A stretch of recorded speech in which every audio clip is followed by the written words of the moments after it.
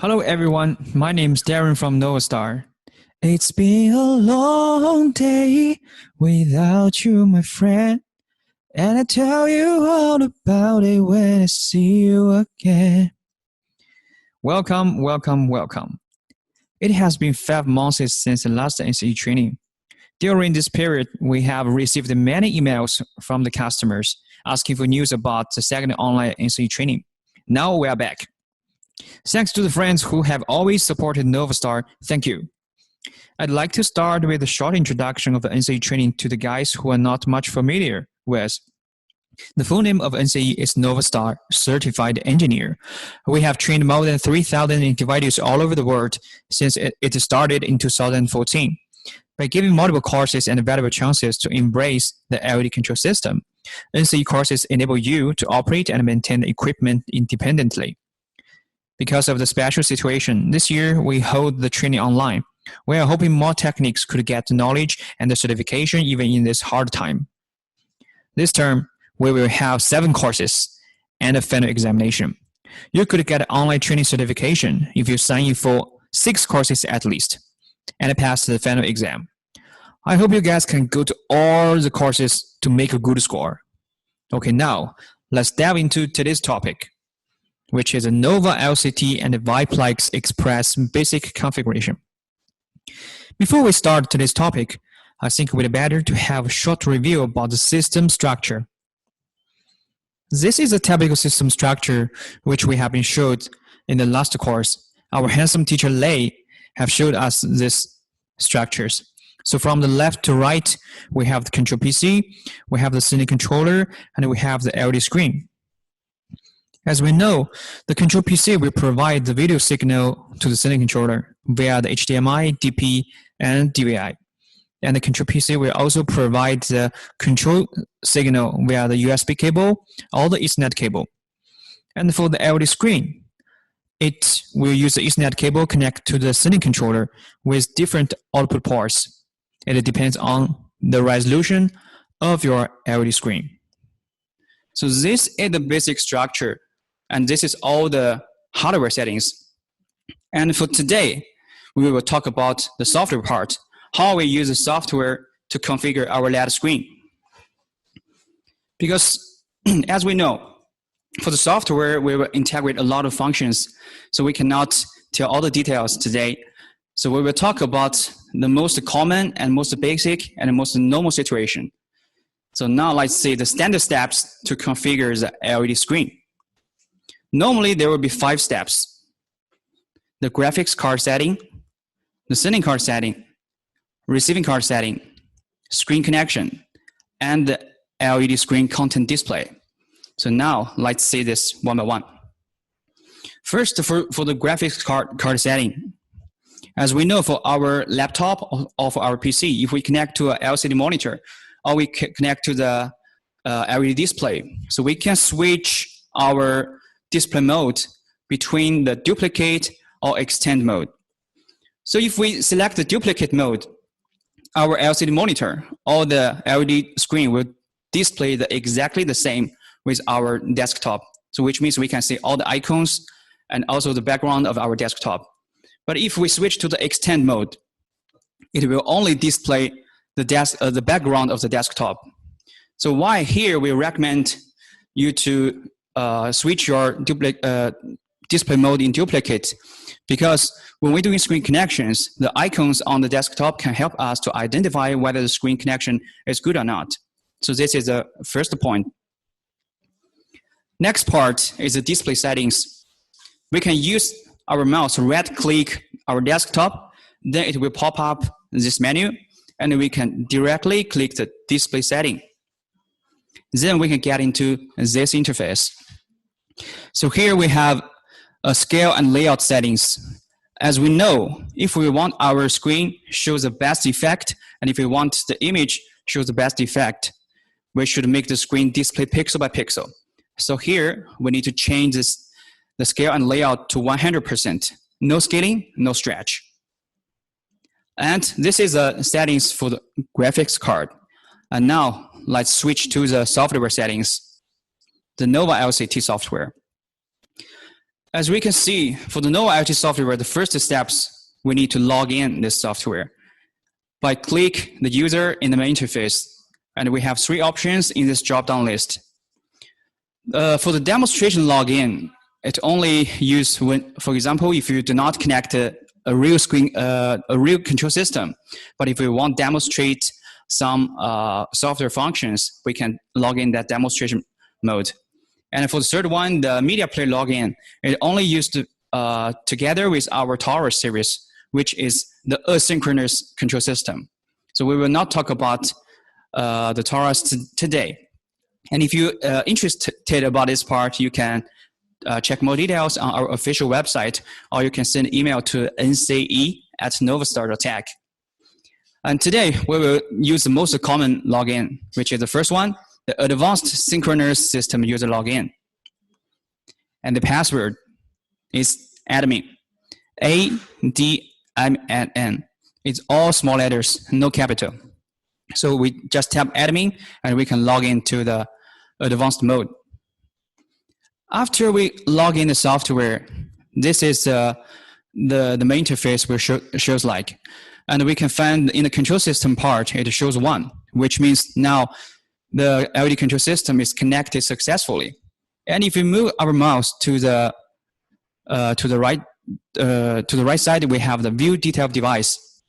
So we can check more details like which kind of SIM card we are using now and how many pieces in this structure. Okay. Next, of course, we need to delve into the screen configuration. So we just click screen configuration. And we got this pop-up window. The first, it will like you to select a communication port. For the normal LED control system, we only connect one SIM card or only one control system. So there's no need to select the communication port. And at the bottom, it will like us to load a configuration file. But actually, for the first time, we do not have any file to load in the software. So we just select configure the screen, and here we just click next. And then we get into the screen configuration interface. In this interface, we have 3 sub-tabs. They are sending card, receiving card, and a screen connection. So actually, this is the configuration order when we're doing the basic configuration. So now let's see the sending card. Which kind of operate we need to do in the sending card interface?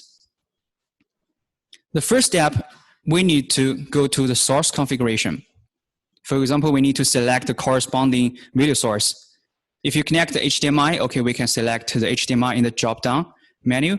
And if we connect DVI, we can just select the DVI. And the resolution here, we need to set the resolution exactly the same with our graphics card output resolution.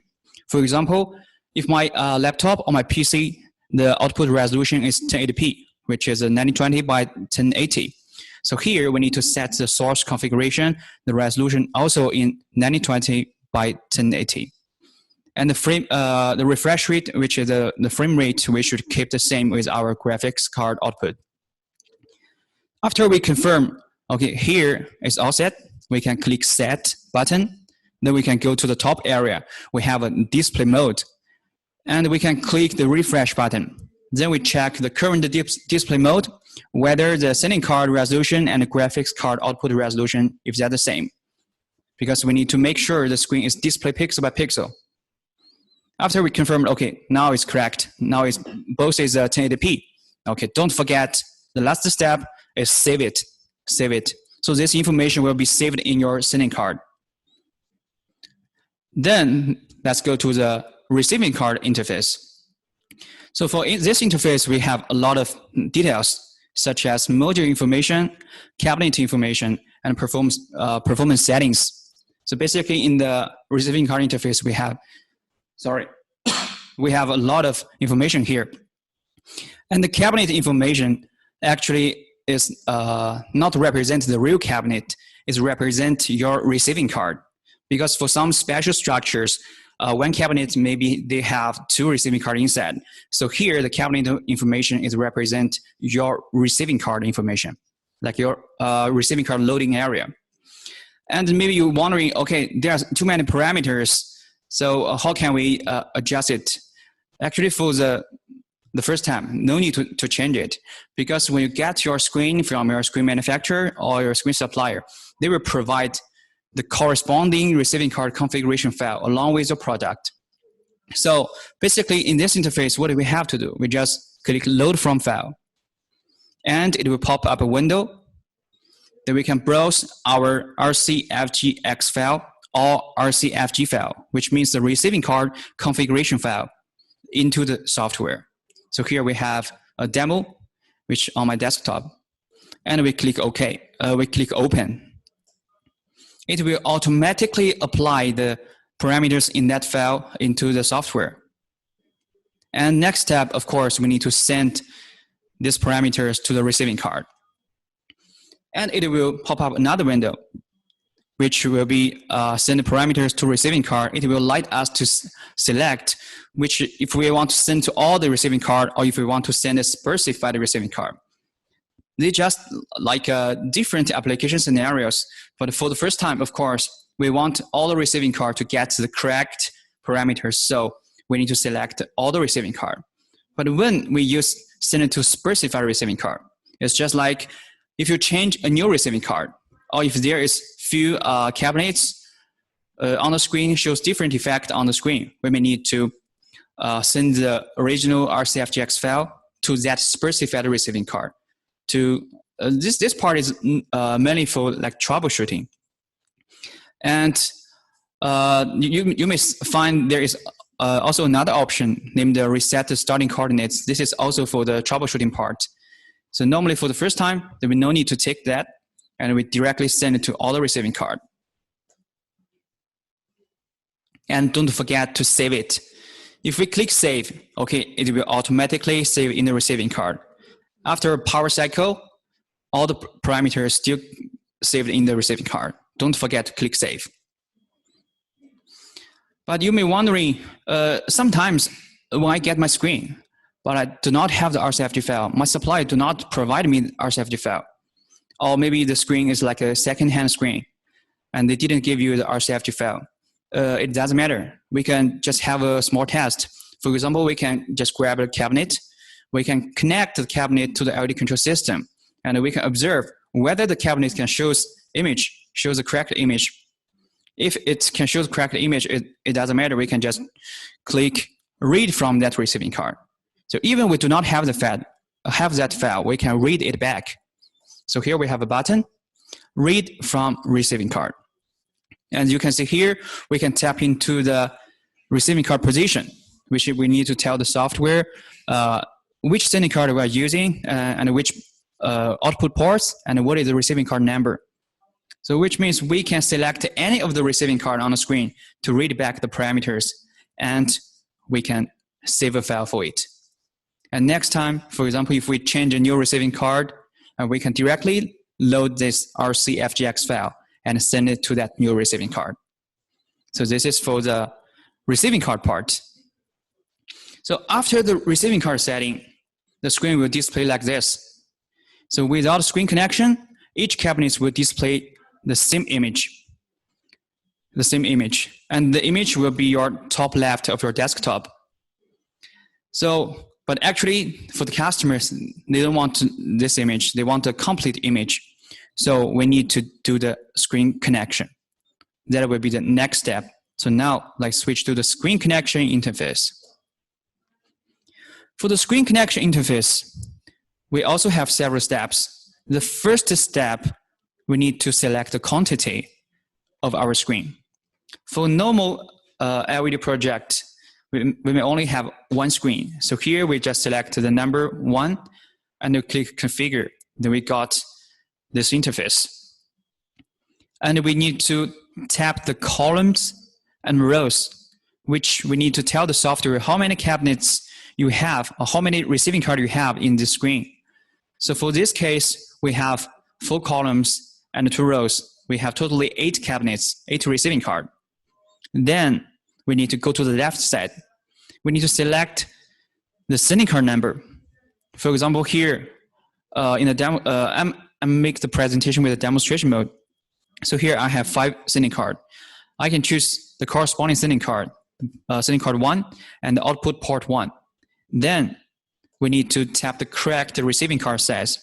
Please note here, the receiving card size, the information we can get from the previous page, the receiving card information.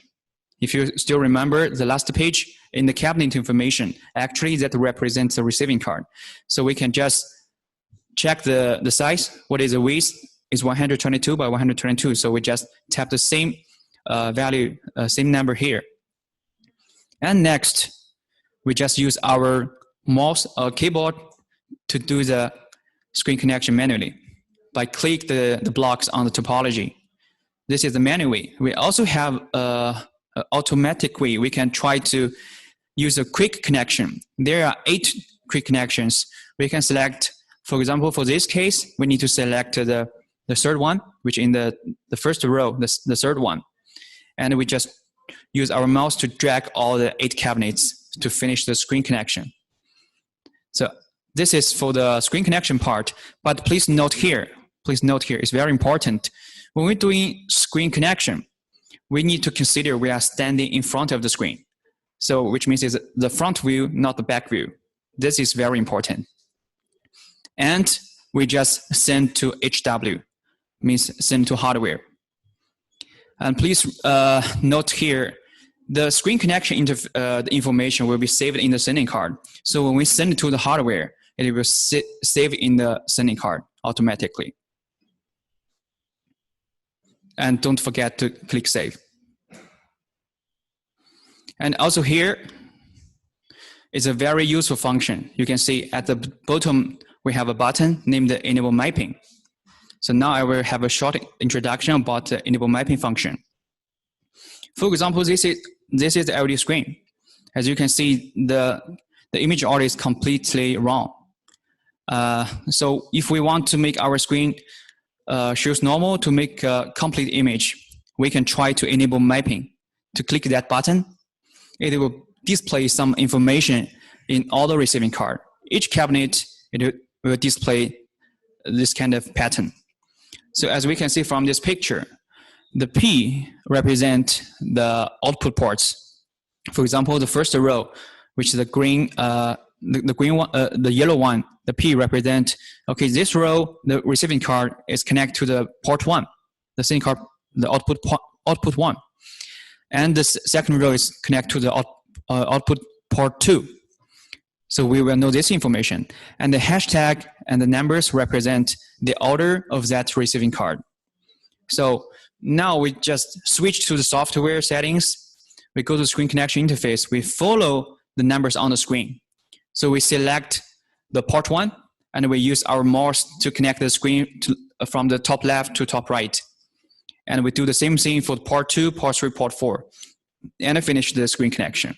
Then our screen will show a complete image. So this is a very useful function when we're doing the screen connection. But here I have to mention is the enable mapping function is not on all the receiving card. It have requirements for the receiving card. For the Armor series receiving card, we support the mapping function.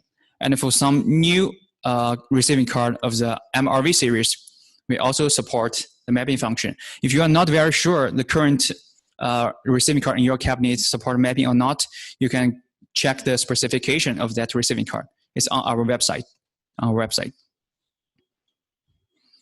And after we send the screen connection, we can also save a file for it. And you may be wondering why we need to save this file. Because I just mentioned when we set the screen connection, we send these parameters, and when we send to hardware, this will be saved in the sending card automatically. But maybe the same project, maybe I want to apply some new functions, which means I need to change another sending card, an advanced sending card. So I need to send the screen connection again. We no need to manually do the screen connection. We can just send the load from file. You can see here. And the file format is .scr, which means the screen connection file. So please remember here, for the screen connection, we also have a file. The file format is .scr. For the receiving card configuration file, the file format is .rcfgx. And the last one, and also a very useful function I want to share with you guys, is the top is on the bottom right. We have a button named Detect Communication Status. If we click this button, it will pop up a window and it will detect the connection status of all the receiving card automatically.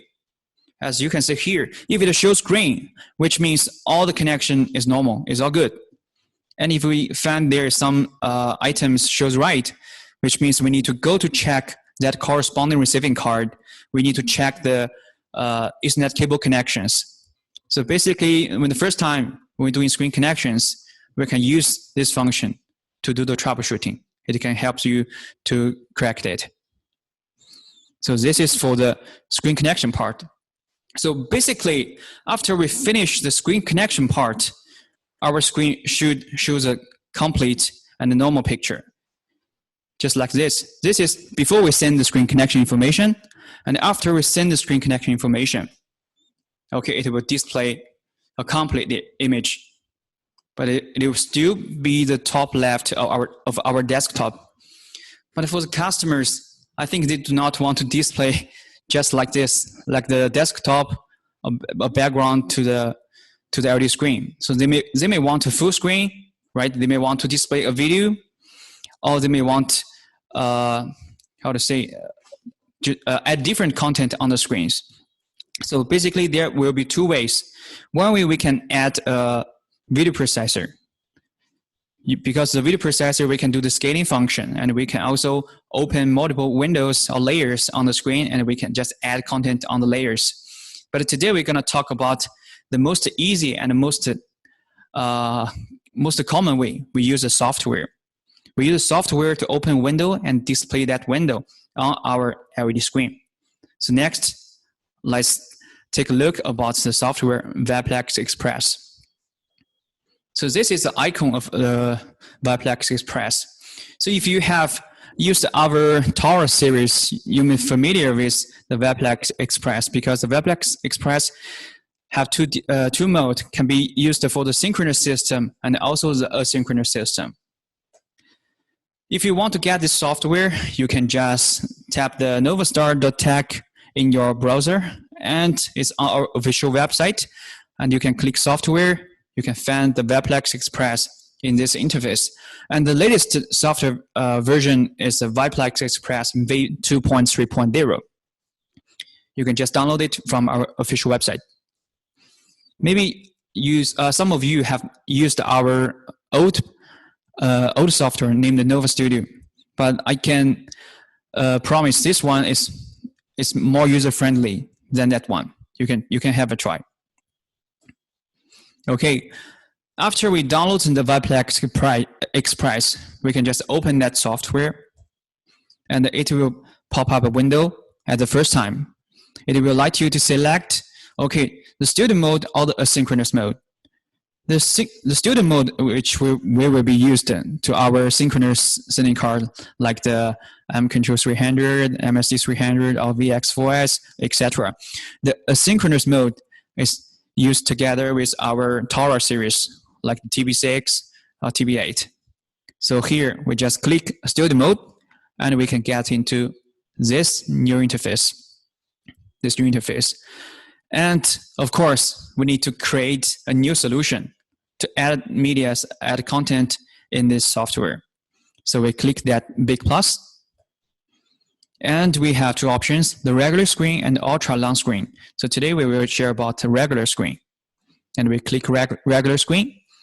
We get into the another interface, which is we can edit the content in this interface. And the black area, the canvas, represent our LED screen. As you can see from this interface on the top left, the resolution is 300 by 300, which is not correct, because our screen, in this example, we have 4 columns and 2 rows. So totally, each cabinet, each receiving card, 128 by 128. So totally should be 512 by 256. So we need to modify this playback window. So the first step in this interface, we need to click playback window. You can see here, it's on the top. And click this button, it will pop up this playback window settings. And we need to modify the width and height. For the width, we need to tap like 512. For the height, we need to tap 256. So which means we need to set our playback window exactly the same with our screen resolutions. Then we can try to make it full screen, right? Okay, then we just click OK. And we will get into this interface. On the top area, we have several media tabs that we can add in this canvas. For example, the text, the colorful word, and the clock, the analog clock, the weather, etc. And here we can also to browse a file and add it in the software. We can add like the picture, and we can add a video, and we can add also like the office like the Word, the Excel, and the PowerPoint. So here I just load a picture as an example. As you can see, I load a picture into the software, but it seems it's not matched to my screen size. The resolution is not matched. How do I know that? The first we can observe the canvas. We have some black borders, black areas on that area, and on the right part we have parameters.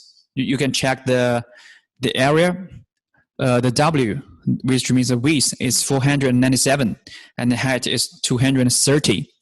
But our screen is 512 and the height is 256. So which means we need to, there are two ways we can try to manually modify the width and height in this area. And another way, we have a button. You can see here, we have a one-click full screen button. So when we click this button, it will fill your picture to the entire screen, which means it will match our screen size automatically. So basically, this is just an example. I add a picture. If you add a video, it's the same principles. The first step, we set the playback window, and second step, we make this the video or the picture to full screen. And please note here, for the file format that the software supported, you can check the user menu at the main interface because we have the details in the user menu. And after we add the pictures, and we want to check the effect before we want to check the effect if it's correct or not. We can click the preview button. If we click the preview button, it will the software will show us a preview window, which will be shows you the real effect when we display on the screen. And after we confirm, okay, the effect is all good, then we can click play. So here, we click the play button on our screen. So on our screen, it will automatically display that picture. And the previous interface will be closed and it will only show a small window. And we can manually to stop the playing. So let's see the effect. So this is the preview effect after we finish the screen connection. It only display our desktop, right? But no content. After we add a picture and we use the Viplex Express to set the picture resolution same with our screen. And we click play, it will automatically shows on our screen. So basically this is all the steps from the graphics card settings, NovaLCT settings to make the screen show the complete image. And we use a Viplex to open a window to add different media inside the window and display on our screen. So this is the software settings. Okay, now let's have a short summary about today's content. The first, we talk about graphics card settings. The first, we need to set the screen, set our laptop or our PC to duplicate mode, because it's easy to observe the screen connection status. And for the graphics card, we need to set the scale and layout to 100%, because we need to make sure our screen have no skidding, right? And display pixel by pixel. Then we tell about NovaLCT software, basically 3 steps: the sending card setting, the receiving card setting, and the screen connection. For the sending card settings, we go to the source configuration, we set the video source resolution and frame rate exactly the same with our graphics card output resolution. And when we go to the receiving card, we directly load the original RCFG file to the software, and we send it to the auto receiving card and receive it. Then we go to the screen connection. We tell the software how we do the cabling according to our real cable wiring. And please note here, don't forget we doing the screen connection at the front view. It must be the front view. And then we use the Viplex Express software. And we choose the studio mode, and then we open the window. The window, which is a playback window, we need to set the size of the resolution exactly the same with our screen resolution. Then we just add media, like the picture, the videos, content, and we click play. It will display on our screen. So this is all the content for today. And if you have any questions, you can post your questions to our chat room. And later, my friend, which is also a very experienced engineer, Stan, will answer all your questions. Please give us around 1 minute. We will set all this ready. Thank you.